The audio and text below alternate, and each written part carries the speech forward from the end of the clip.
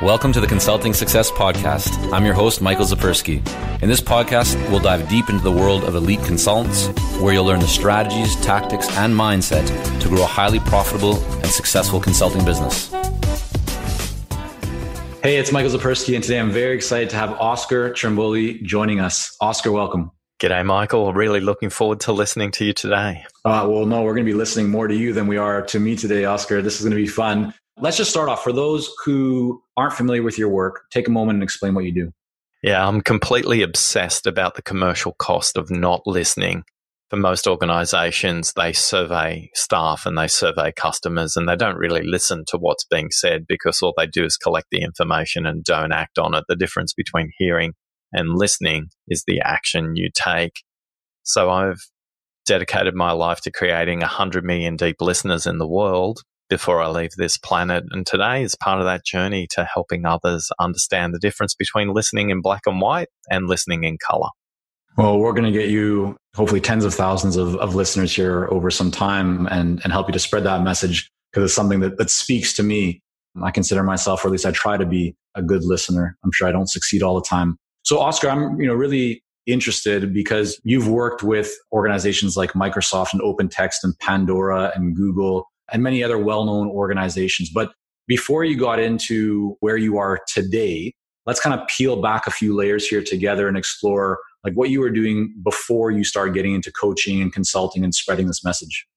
Yeah, well, I'm the son of two first-generation migrants from post-war Italy, and my dad always told me you're never going to be the smartest in the room because some people are always going to be smarter than you. But you can always be the hardest working, Oscar, so study hard. And he said the job that will never go away is the accountant.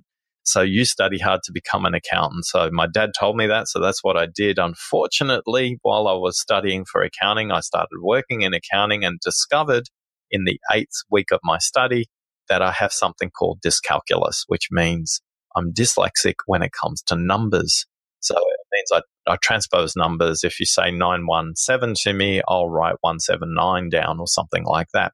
So all the best laid plans that I had and my dad had for me all went out the window.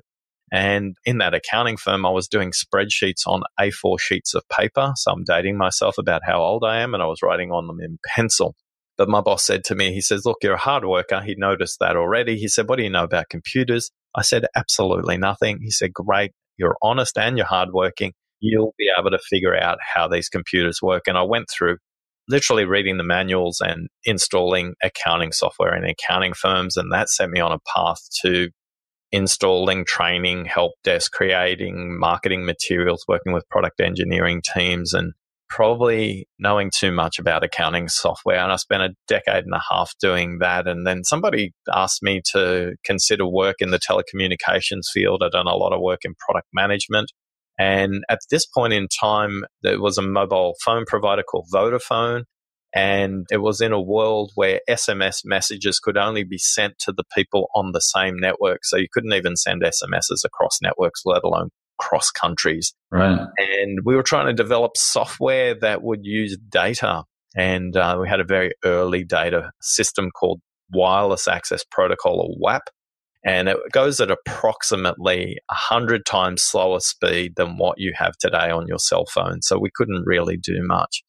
But what I was doing consistently at all that time was listening to customers and understanding their problems a little bit more deeply. And then Microsoft were trying to sell phones to Vodafone at that time, and they asked me if I'd consider coming to Microsoft and setting up their telephone division, which they didn't have, which eventually became the division that bought Skype, which most people will be familiar with.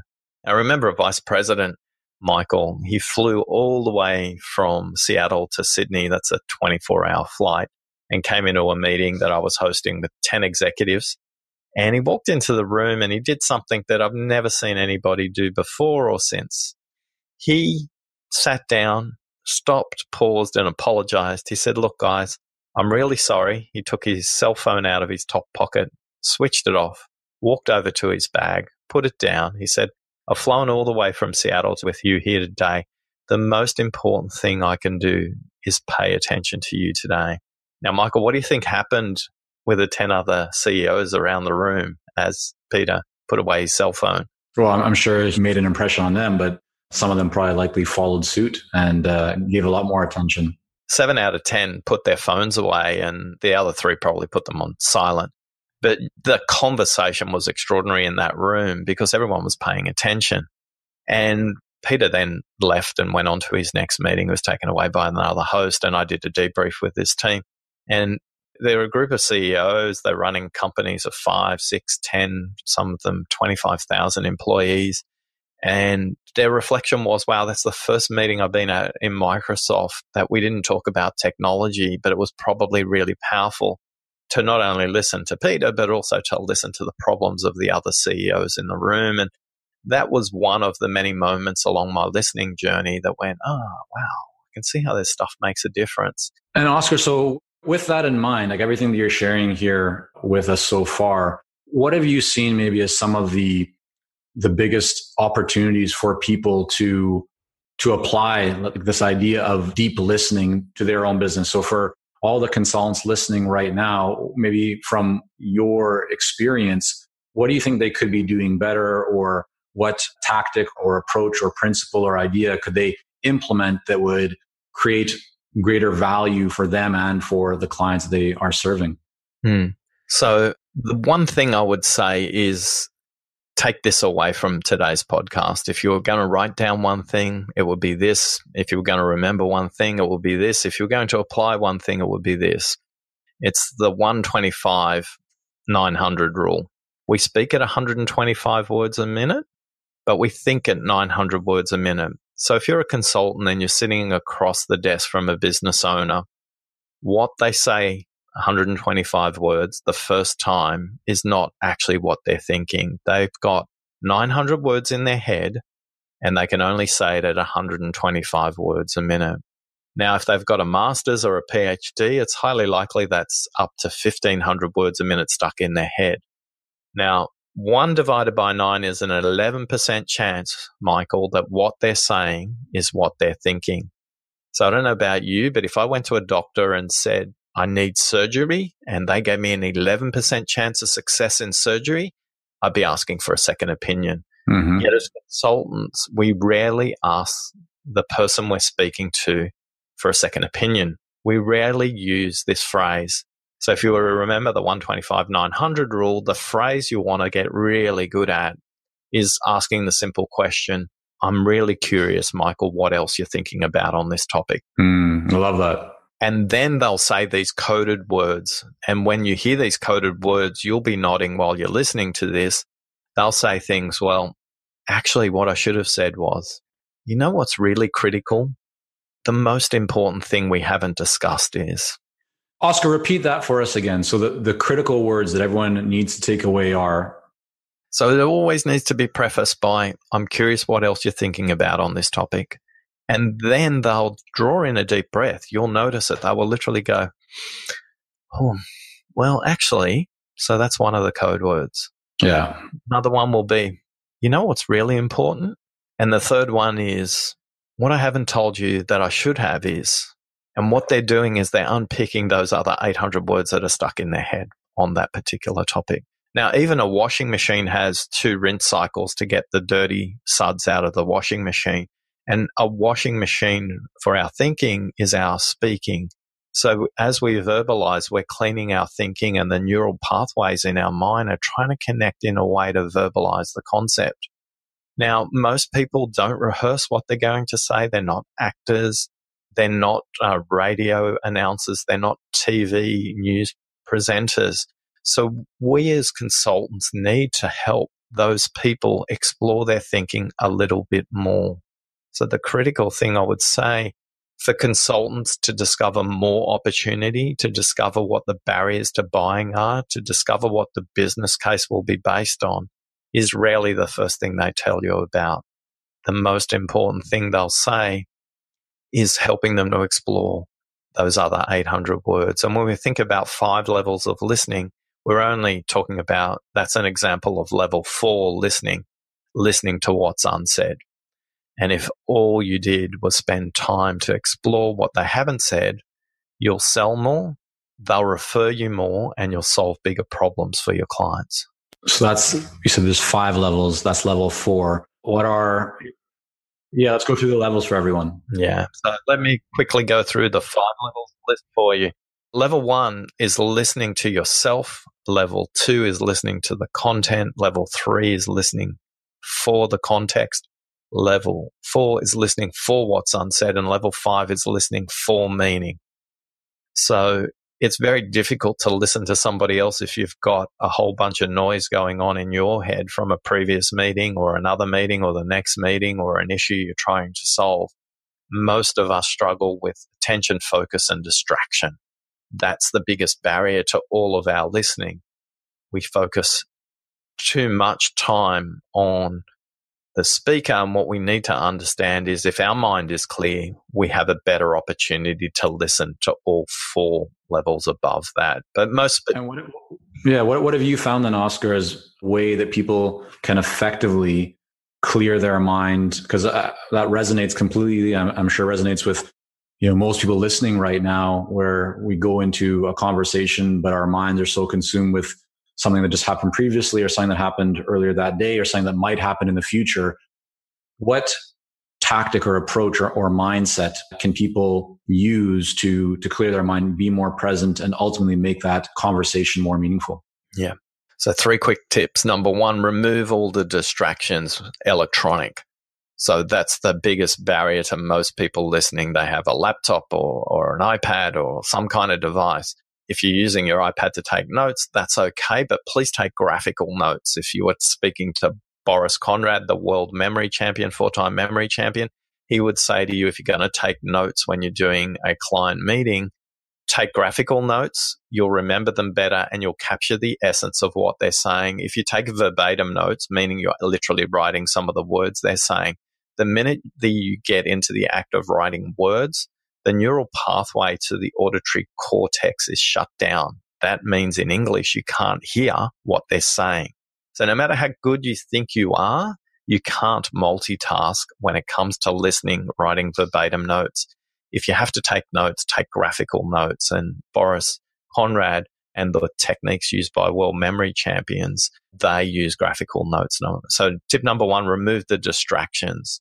Tip number 2, always have a glass of water in a meeting, both for you and the person you're meeting with. And if you drink coffee, then you're going to have an extra glass of water because your coffee's going to dehydrate you.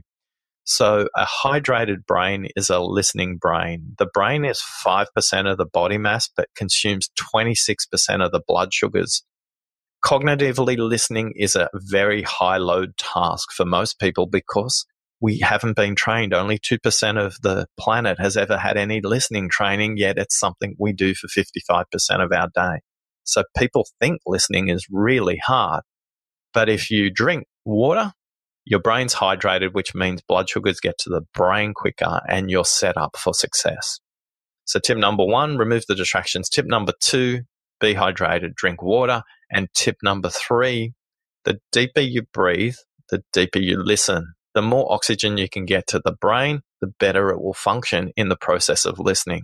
So make that practical for me, Oscar, is probably what you're thinking right now. So when I step through the lobby of a building, from that point on, my cell phone switched to flight mode. It's in my bag. And as I go up into the lift, I'm taking 5 deep breaths and saying to myself, what is my intention for this meeting? And my intention needs to be about them, not about me. And I practice that breathing technique until I announce myself at reception. And from that moment on, my state is changed because I'm not distracted. My focus is set by my intention, and my attention is now focused on who I'm meeting next. And I'm setting myself up to be a better listener because I've listened to myself.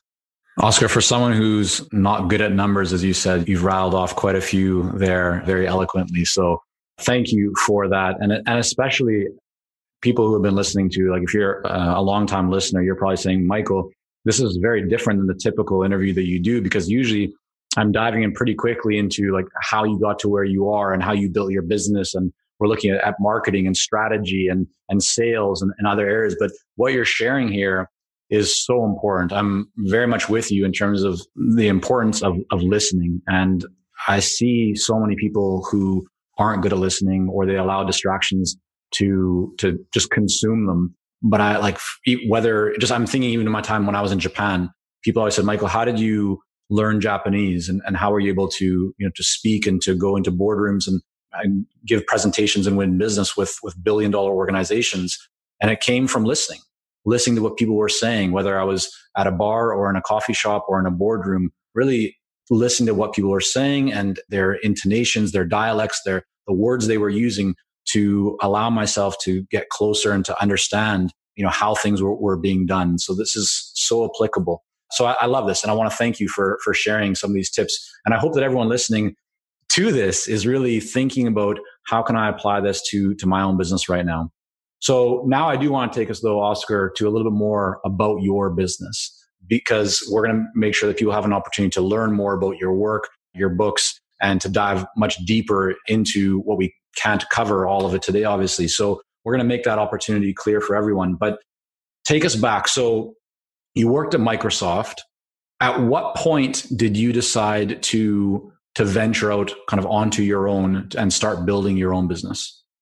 Yeah, so it's about 7.5 years ago, a vice president said to me at the end of a very, very tense, complex meeting with lots of conflict between regions and global teams and the teams based in Australia. She turned to me at the end of the meeting and said, if you could code how you just listened for this room because you changed the way the meeting finished up, if you could code that, you could change the world. If you could code the way you listen, you could change the world. And I kind of went, thank you, and didn't think anything of it. And it kind of obviously sat in my subconscious. And then about 6 weeks later, somebody said to me, wow, not only do you listen to me, you can see who I really am. And I went, oh, okay, great. And they go, could you teach me that? And I went, I'm not sure what you mean, but discover together. And we entered into a mentoring relationship, and they helped me to explain what I was doing, because they'd keep referencing back. What did you just do then? What was it that you noticed, And I said, well, your body energy changed and your spine moved from slouch to erect and your head tilt moved. And they went, yeah, that's what you're doing. How do you do that? And then that started a process for me that said, someone else mentioned this a couple of weeks ago, and I also rebuilt the graduate program in Microsoft, which ended up getting taken to 26 countries around the world. And I did that all through listening to the marketplace and the graduate community. And so that helped with credibility a bit. Yeah, I would say so. Microsoft logo will get you into most conversations. Right. But Oscar, let me ask you, because when, you're saying that you have, so your focus is deep listening, right? And this is something that I would guess, and correct me if I'm wrong, many people may not necessarily be actively thinking about or searching for, or maybe I'm wrong. I mean, are people looking for help with listening? Is that something that they're actively seeking out?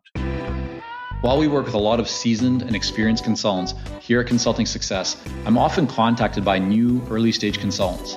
Invariably, the question I'm asked is, what are the steps I should take to become a successful consultant and grow my consulting business to my first 6 figures per year? Well, I'm excited to announce that we've opened the doors for our Momentum program. This is our most popular program for early stage consultants, and it has helped almost 1,000 consultants to start, run, and grow successful consulting businesses.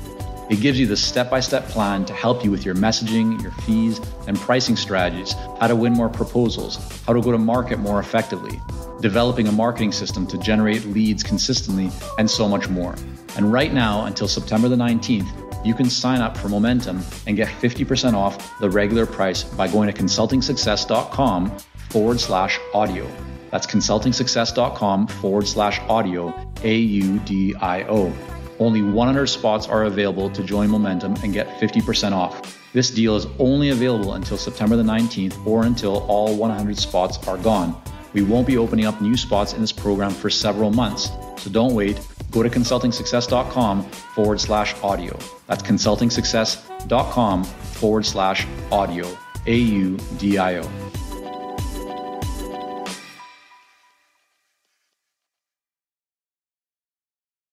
Yeah, so here's 3 statistics again. 86% of people think they're above average IQ, 84% of people think they're above average car drivers, and 82% of people think they're above average listeners. So the problem is most people think they are good listeners because they've never been taught. I don't know about you, Michael. I didn't have a listening teacher at school. You probably didn't. Yet the teacher you remember the most is probably the one that listened to you. So the problem of deep listening is a problem of awareness. If you just do the maths in Google Trends and Google searches, there's a 200 to 1 ratio between people searching for speaking training versus listening training. So the problem is a big problem of awareness for me. So in terms of getting the message out there, it's all about speaking in public events, setting up meetup groups, speaking on podcasts, and spreading the word to raise the consciousness of the planet to go the way we're listening today probably can improve if we've spent the 20th century going on training courses learning how to speak with influence and persuasion. Maybe the leadership hack of the 21st century is learning how to listen. And that's kind of the journey out of Microsoft and into a journey of writing books about deep listening, or creating a jigsaw puzzle about deep listening, creating a set of playing cards around deep listening. I have a database of 1,400 people that is a 3-year study of research around an application that I'll create. Imagine Alexa saying, you say to Alexa, hey, Alexa, for the next meeting, listen in and coach me on that 30 minutes after the meeting. And then Alexa debriefs you and says, hey, Oscar, you interrupted at least 4 times in the meeting. Let me replay when that happened. You ask too many why questions, explore what and how based questions. Here's an example of how you might ask that here. And as you focus, bear in mind there were 9 people in the meeting, only 3 people spoke. So longer term, to get to 100 million deep listeners in the world, is going to be through software for me. And that question Tracy, the vice president, posed to me, if you could code that, you could change the world. That's the journey I'm on now to. Right. And then Microsoft or someone else will acquire that technology, right? So you kind of go full circle back. No, what I find interesting though, Oscar, about what you're sharing is I think a lot of people face a similar challenge when they have a belief around how to provide expertise or how to provide value to the marketplace. But oftentimes the marketplace isn't necessarily looking to buy or searching for that specific solution, right? I just had a conversation with a client yesterday who wants to offer something to their marketplace, but the marketplace isn't looking to buy that specific offering. And so when they put it out, when their messaging is around that and their website and their LinkedIn profile and everything talks about this one thing, but it's not what the market wants. And they're wondering why they're not generating a lot of inquiries or interest in their service offerings. It's because there's a gap between what the market wants and what they're focusing on. So you mentioned, just kind of back to what you talked about here, that the way that you've tried to overcome that, or you are overcoming that, is by creating awareness and attention through podcasts, through speaking. So you're really putting in the work to get the message out there, even though some people might say like, maybe you're a bit early to the party. The message that you're talking about isn't something that people are currently searching for, but you're finding that by speaking, writing, right, just getting out there, that the message, once people hear it, it's resonating with them. Is that correct? Yes, and it's taken me 5 years to get there. Right. So yeah, what lessons, if you could maybe help people if there's a way to shortcut that, and I don't mean shortcut in the way of like there has to be a hack to do it, but maybe is there 1 or 2 lessons that you've learned along this journey for someone who wants to grow their business, has a belief or an idea, but maybe they've been facing some resistance in getting uptake with that?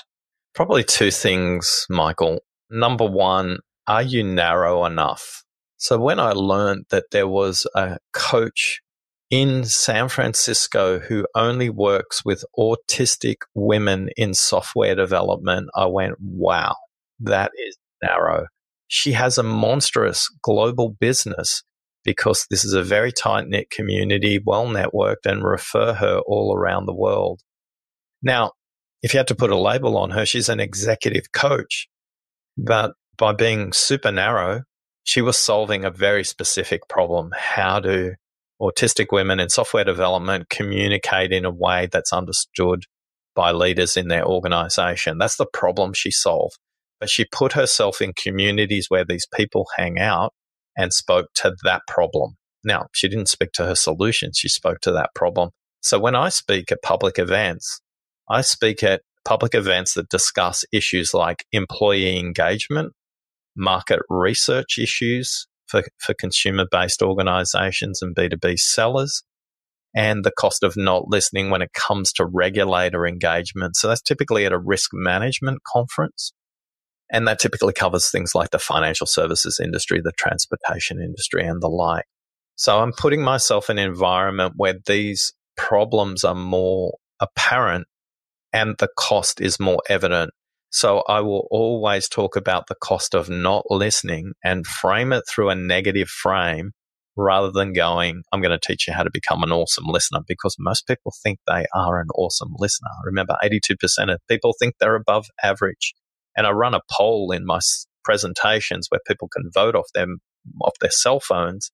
And that, no matter where I presented that stat is really consistent. It sits between 80 and 85% of people in a room of 100 people think they're above average listeners. But when I talk to them about the 4 villains of listening, I talk to them about the dramatic listener, the shrewd listener, the lost listener, and the interrupting listener, all of a sudden they're engaged. All of a sudden they can relate to the negative implications of listening. So commercially, my message is always about cost, and it's always about negative consequences. And that makes me really easy to refer. I'm the listening guy. That's how people refer me. You've got to get Oscar in to speak. He's the listening guy. You've got to get him in because this is different. If you've got a sales conference, it's going to change the way people think about prospects. If you've got a kickoff with all the people manager community, he's going to tell you the difference between employee engagement and employee advocacy, because we'll teach the people manager community how to listen and where they're failing. One of the steps between the research database I've got and that application I was talking about earlier on is setting up an assessment so people can assess themselves to know how bad they are. And I think commercially that would be my next tipping point that I'm working on right now, because the data is really clear. And I'm just working with a university to prove the validity of the model that sits behind it. But I think assessment tools people love, and that's a great way when you go narrow to get people to go, I've got that problem. And for you to land these speaking engagements or to get in front of these audiences, are you leading with the message around, I'm the listening guy and I'm going to come in and talk to you about deep listening and how it impacts financial services? Or is the initial focus more on, as you mentioned, like customer satisfaction or employee engagement for, as example, financial services? Yeah, so my positioning always is the cost of not listening in financial services is lost revenue, lost employees, and customers who don't trust you. So we'll always lead with their industry problems and then talk to how that is solved by listening. I rarely lead with listening, although I'm referred to as the listening guy, and I love that. When I remember my time at Microsoft, I didn't have a budget line called listening. I didn't have a budget line that would be easy for me to buy. So I want to make sure that if their thing is they've got a budget line for training and communication training is how they would explain me, that's how I position myself in there. So I think for a lot of consultants, you've got to think about, hey, do they have a budget line for that? And if they do, how easy are you to buy? So for me, I'm generally prompting a whole bunch of objections right up front before the prospect even says it. It's like, you must find it hilarious that you're hiring a guy to speak about listening. How ironic is that? And they all kind of laugh and go, yeah. But then they go, so how do you talk about listening? And a concern for you might be that cynical Sam, the salesperson's been on all their sales trainings that you've provided for the last 10 years. I'm going to, in the first 5 minutes, punch him in the mouth and show him how poorly he's listening, because we're going to go through a really simple exercise around the 4 villains of listening. By the way, which one do you think you are? And they immediately self-identify with, say, the interrupting listener. And they ask you for a tip, and you give them a tip, and away they go, and you build a bit of trust. But I've always got to preempt a whole bunch of objections, because people know how to buy people who speak on topics of how to speak with influence, or how to speak with impact, or how to speak in a room full of people. We know what that looks like to buy. So what I want to do is go, well, I'm like those guys. Here's the little bit I'm different. And by the way, here's 3 questions the person you're going to go and ask for money from will probably ask you. So I think for consultants, have confidence in yourself to preempt the objection, because you will either get to the no or the yes quicker. And the thing we don't like It's not the no, it's not the yes, it's the maybe. So what you want to do, put as many unsaid objections up in the conversation, and you move from maybe to no, or you move from maybe to yes, but prompt them with those things. So I think one of the things I'm confident at, because I'm a really good listener, I will just say, hey, you're probably wondering why someone talking about listening is going to make a difference for your organization. And then I'll give them some stats like your managers spend 83% of their day listening, and none of them have been trained how the cost of them not listening is you lose great talent, and they go to the competition and they'll literally nod at you and go, yeah, you've met some of our managers. You haven't. It's just a generic problem. So what I would do is help those managers with that problem, and they go, great. And then I'll make an ROI case for, if we just save 2 of your high performers, you could pay for me for the next couple of years. But, Do you ask them specifically what the salaries are of 2 high performers? Do you get kind of that granular around? I go, look, hey, a high performer for you as a graduate is probably going to cost you $100K, and high potential employees are probably at $250,000. So if you lose them alone, the recruitment cost is $25,000. Think of me as your insurance policy against that. Got it. Well, this is fantastic, Oscar. I mean, thank you for sharing some of these tips. There's a lot here that is actionable for everyone. So I appreciate you for delivering and offering this.